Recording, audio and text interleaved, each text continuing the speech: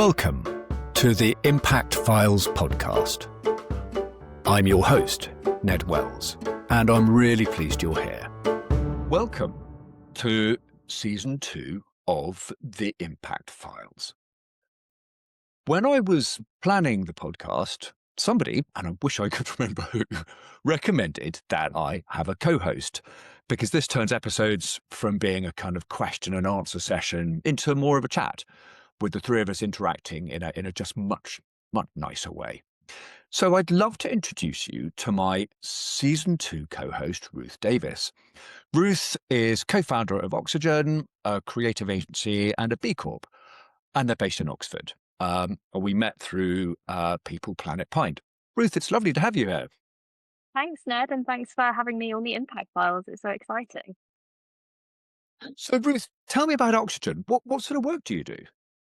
Yeah, of course. So as you mentioned, we're a creative agency and we work with purpose-led organizations. So that's charities and other B Corps on things like brand and graphic design and websites. So initially we did a lot of that brand and graphic design work, but we've created a little bit of our niche for ourselves now in the low carbon web design space, which is something that as a team we were really drawn to once we became aware of the massive carbon footprint of the internet. And it's quite a young business, isn't it? What's the sort of origin story for Oxygen?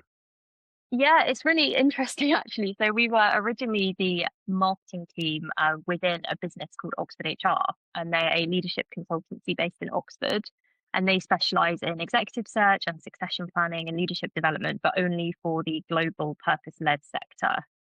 So we were doing the marketing and communications for them, um, often in the brand style of the client organization. So organizations like WWF, Médecins, Frontières, Greenpeace, and UNAIDS. And we were just getting really great feedback from those clients. And we approached the CEO of Oxford HR about the idea of adding design as a service to what Oxford HR was doing. And he was just really supportive. And it kind of took off really, and we've just really grown. This was in sort of 2020 and the end of 2024. The time was kind of right for us to become an independent agency. Cool. So that explains to our audience the sort of design communications side of your skills. What about your sort of sustainability side? Where does that sort of come from? It comes from a few places, really. After doing my undergrad degree at LSE, I saw a lot of classmates moving into the kind of corporate world, of going into graduate schemes in like big banks and governments, and I definitely knew that wasn't a path that I wanted to take. Mm. Although at the time, that kind of made me feel lost, rather than it means I'm going to be in the sort of good space.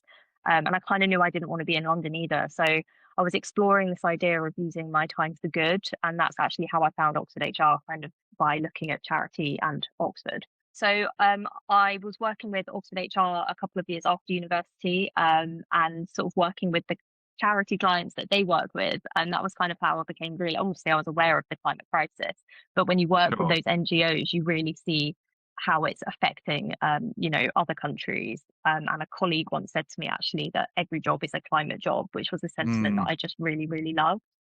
And Oxford HR, after I'd been there a couple of years, were actually also exploring the idea of becoming a B Corp. And I didn't really know much about it at all, apart from maybe recognizing the logo. And fortunately, I was able to be involved in their B Corp process, which I Mm. just found fascinating.